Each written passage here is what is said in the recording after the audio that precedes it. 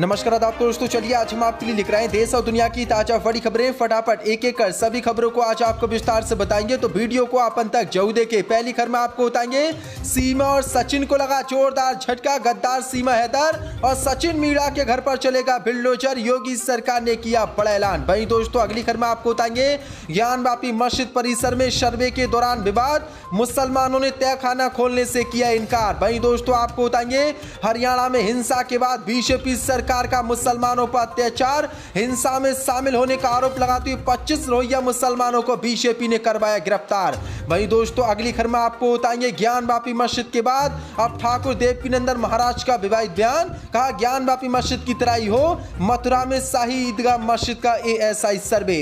वहीं दोस्तों आपको बताएंगे हरियाणा में बुलडोजर एक्शन को लेकर ओवैसी का भाजपा पर हमला। कहा असली मुजरिम खुलेआम घूम रहे, सिर्फ गरीब मुसलमानों को बीजेपी सरकार बना रही है निशाना। वहीं दोस्तों आपको बताएंगे सपा नेता स्वामी प्रसाद मौर्य का बड़ा दावा। कहा बौद्ध मठ थे बद्रीनाथ, केदारनाथ, जगन्नाथपुरी और रामेश्वरम, ज्ञानवापी मस्जिद की तरह इन मंदिरों की भी कराई जाए जांच। वहीं दोस्तों आपको बताएंगे 2024 के लोकसभा चुनाव से पहले राहुल गांधी बनेंगे दूल्हा। बॉलीवुड एक्टर सरलीन चोपड़ा ने राहुल गांधी से शादी करने का किया ऐलान। तो दोस्तों सभी खबरों को एक एक कर विस्तार से आपको बताएंगे। वीडियो को दिल से लाइक कर चैनल को सब्सक्राइब जरूर कर लें। इसी के साथ उससे पहले बड़ी खबर के शाम में गद्दार सीमा और सचिन को लगा बड़ा झटका। योगी सरकार ने सीमा हैदर और सचिन के घर बुलडोजर चलाने का किया ऐलान। दरअसल आपको बता दें पाकिस्तान से अवैध तरीके से अपने 4 बच्चों को लेकर भारत आई सीमा हैदर और सचिन मीणा को आज योगी सरकार ने बड़ा झटका दिया है। रिपोर्ट के मुताबिक आपको बता दें गद्दार सीमा हैदर और सचिन के घर पर 1-2 दिन में जल्द ही योगी सरकार बुलडोजर चलवाएगी, क्योंकि लगातार यूपी एटीएस सीमा हैदर से पूछताछ कर रही है और सीमा लगातार और सचिन मीणा बयान बदल रहा है। इसी को लेकर अब बड़ी अपडेट निकल के सामने, क्योंकि सीमा हैदर और सचिन मीणा के कारण भारत के 2 जवान थे एसएसबी के, जिस बस से नेपाल से भारत के लिए बैठी थी उनकी नौकरी चली गई। इसी के बाद अब योगी सरकार पूरे एक्शन में आ चुकी है और जल्द ही योगी सरकार सीमा हैदर और सचिन मीणा गद्दार के घर पर बुलडोजर चलाएगी और इन दोनों को जेल में डालेगी, जो बड़ी अपडेट है। इसी के साथ बड़ी खबर ज्ञानवापी मस्जिद परिसर में सर्वे के दौरान विवाद, मुस्लिम पक्ष ने तहखाना खोलने से किया इनकार। दरअसल आपको बता दें ज्ञानवापी मस्जिद परिसर में एएसआई टीम का सर्वे चौथे दिन भी जारी है। इस दौरान मुस्लिम पक्ष के साथ टीम मस्जिद परिसर के अंदर गई और वहां मौजूद चीजों की जानकारी इकट्ठा की। वहीं जब टीम ने तहखाना खोलने की बात कही तो मुस्लिम पक्ष ने इससे इनकार कर दिया। मीडिया रिपोर्ट के मुताबिक टीम ने मुस्लिम पक्ष से तहखाने की चाबी मांगी थी, जिस पर मुसलमानों ने इनकार कर दिया। हालांकि अन्य जगहों पर एएसआई टीम सर्वे कर रही है। मुस्लिम पक्ष के वकील मुमताज अहमद ने इस मुद्दे पर सफाई दी और कहा कि हम तहखाने की चाबी क्यों दें, उनको जहां खोलना है वो खोल लेंगे। उन्होंने ये भी कहा कि मुस्लिम पक्ष कोर्ट के फैसले का सम्मान करता है, वो एएसआई टीम का पूरा सहयोग कर रहा है, लेकिन जो तहखाने की चाबियां एएसआई की टीम मांग रही है हम किसी भी कीमत पर वो चाबियां नहीं देंगे और एएसआई की टीम जो चीज खोलने को कहेगी हम खुद अपने हाथों से खोलेंगे, लेकिन चाबियां नहीं देंगे, जो बड़ी अपडेट है। इसी के साथ बड़ी खबर हरियाणा में मुसलमानों पर बीजेपी सरकार की एक तरफा कार्रवाई, हिंसा में शामिल होने के आरोप में 25 रोहिंग्या मुसलमानों को बीजेपी ने करवाया गिरफ्तार। दरअसल आपको बता दें हरियाणा के नूह में हुई हिंसा को लेकर लगातार बीजेपी सरकार मुसलमानों पर एक तरफा कार्रवाई कर रही है, मुसलमानों के घरों पर बुलडोजर चला रही है। लेकिन इसी बीच अब बड़ी अपडेट निकल के सामने, बीजेपी सरकार ने एक बार फिर मुसलमानों पर बड़ी कार्रवाई की है। हिंसा में शामिल होने का आरोप लगाते हुए बीजेपी सरकार ने 25 रोहिंग्या मुस्लिम शरणार्थियों को गिरफ्तार कर जेल भेज दिया, जिसके बाद मुसलमानों में भारी गुस्सा है। दरअसल आपको बता दें 2 दिन पहले ही हरियाणा के तापडू में झुग्गी बनाकर रह रहे 250 रोहिंग्या मुस्लिम शरणार्थियों के घरों को बीजेपी सरकार ने बुलडोजर चलवाकर ढा दिया था और उनकी झुग्गियों को तोड़ दिया था और तहस नहस कर दिया था, जिसके बाद मुस्लिम जो रोहिंग्या शरणार्थी थे उनको घर से बेघर कर दिया। वो पेड़ों के नीचे रोडों पर रहने के लिए मजबूर है, खाने के उनके लाले पड़े हैं। लेकिन आज एक बार फिर से हिंदुओं को छोड़कर और जो आतंकी संगठन विश्व हिंदू परिषद है, जिन्होंने मस्जिद में घुसकर एक मौलवी की सरेआम हत्या कर दी थी जलाकर, उस पर कोई कार्रवाई नहीं की जा रही, लेकिन लगातार मुसलमानों के घरों को तोड़ा जा रहा है। 300 से ज्यादा मुसलमानों की झुग्गियों को तोड़ दिया गया है, लेकिन अब 25 रोहिंग्या मुस्लिम शरणार्थियों को बीजेपी सरकार ने गिरफ्तार कराकर जेल भेज दिया, यानी कि एक तरफा कार्रवाई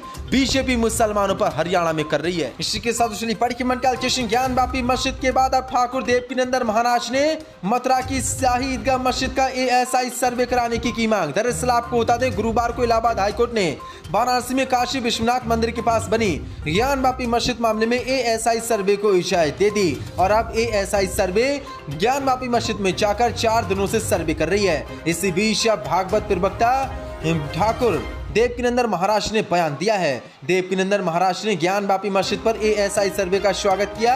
उन्होंने कहा कि ASI के सर्वे के आदेश आने से सत्य की जीत हुई है। उन्होंने बताया कि मुस्लिम आक्रमणकारियों ने जिस तरह से हिंदू मंदिरों पर कुठाराघात किया गया, उस पर एक बड़ी विजय है। साथ ही जो हमारे मंदिरों का अपमान हुआ है, ये उसी का जवाब है। ज्ञान वापी मस्जिद की तरह ही मथुरा की शाही ईदगाह मस्जिद का भी ASI सर्वे होना चाहिए, क्योंकि वहां पर भी हिंदू मंदिर था जिसको इन मुस्लिम आक्रमणकारियों ने तोड़कर वहां पर शाही ईदगाह मस्जिद का निर्माण कराया। जो किस तरह से अब लगातार लोकसभा के चुनाव आने वाले हैं और लगातार मुसलमानों की मस्जिदों पर हिंदू मंदिर बीजेपी और इन संतों ने शुरू कर दिया है, यानी कि बाबरी मस्जिद की तरह जैसे बाबरी मस्जिद को शहीद किया गया, तोड़कर उस पर राम मंदिर बनाया जा रहा है, वैसे ही अब आगरा की मस्जिद, वहीं मथुरा और शाही ईदगाह मस्जिद पर भी बिल्डोजर बीजेपी सरकार चलवा सकती है। अल्लाह ना करे कि ऐसा हो, लेकिन बीजेपी जिस तरह से राजनीति खेल रही है हिंदू मुस्लिम की, उससे ऐसा ही लगता नजर आ रहा है। हरियाणा में बुलडोजर एक्शन पर ओवैसी का भाजपा पर हमला, कहा असली मुजरिम खुलेआम घूम रहे हैं, सिर्फ गरीब मुसलमानों को बनाया जा रहा निशाना। दरअसल आपको बता दें,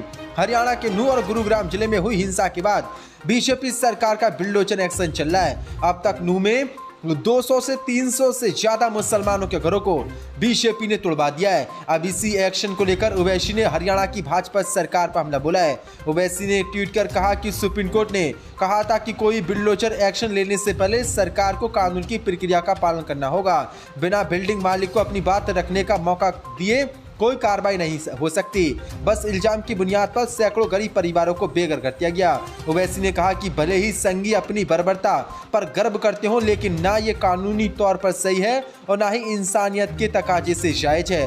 हरियाणा में सिर्फ गरीब मुसलमानों को निशाना बनाया गया है और एक तरफा मुसलमानों पर कार्रवाई की जा रही है। ओवैसी ने हरियाणा की भाजपा सरकार पर आरोप लगाते हुए कहा कि असली मुजरिम बंदूक लेकर खुलेआम घूम रहे हैं। उनके आगे तो खट्टर सरकार ने अपने घुटने टेक दिए हैं। मिट्टी के मकान और झुग्गी झोपड़ियों को तोड़कर अपने आप को ताकतवर समझना क्या बड़ी बात है। जो आपको बता दें, लगातार हरियाणा के नूह में मुसलमानों की झुग्गियों को तोड़कर वीरान किया जा रहा है। इसी पर ओवैसी ने यह हमला बोला।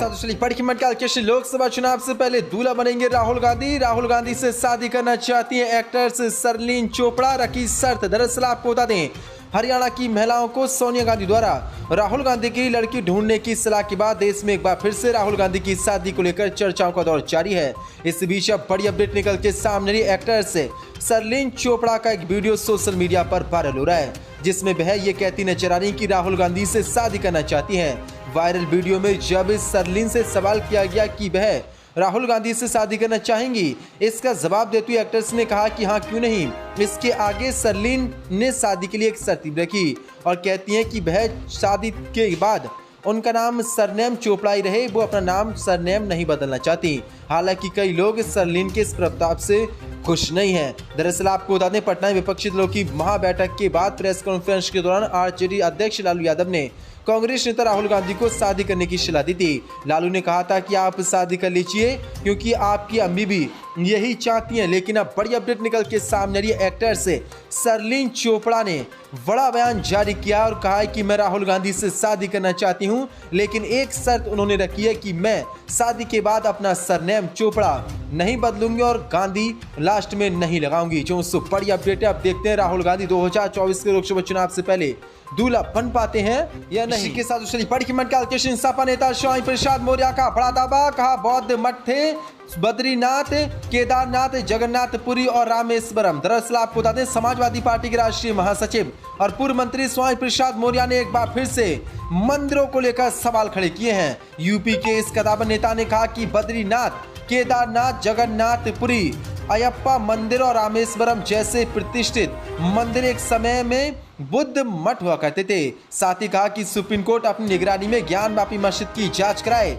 टीवी 9 के कार्यक्रम में स्वामी प्रसाद मौर्य ने प्रदेश के मुख्यमंत्री योगी रामचरितमानस राम भद्राचार्य वाराणसी के ज्ञानवापी मस्जिद में चल रहे एएसआई सर्वे पर सवाल उठाए। उन्होंने कहा कि मेरा मकसद मंदिर और उसमें बौद्ध मठ खोजने का नहीं है। ज्ञानवापी को लेकर एएसआई का एक चित्र मुझे मिला है जिसमें साफ भगवान बुद्ध की मूर्ति दिख रही है और एएसआई के लोग इसे शिवलिंग बता रहे हैं। मौर्य ने सुप्रीम कोर्ट की निगरानी की बात करते हुए कहा कि सुप्रीम कोर्ट को ज्ञानवापी की जांच अपनी देखरेख में करनी चाहिए। साथ ही उन्होंने कहा कि ज्ञानवापी मसले को लेकर योगी को नहीं बोलना चाहिए क्योंकि इसमें प्रदेश सरकार खुद एक पार्टी है। लेकिन उन्होंने कहा कि जहां तक मेरा मानना है, जो मस्जिदों पर लगातार हमला बीजेपी और संत कर रहे हैं, उनको देखते हुए अगर मंदिरों की बात की जाए तो सभी मंदिर बौद्ध मठों पर बने हुए हैं, जो उससे बड़ी अपडेट है।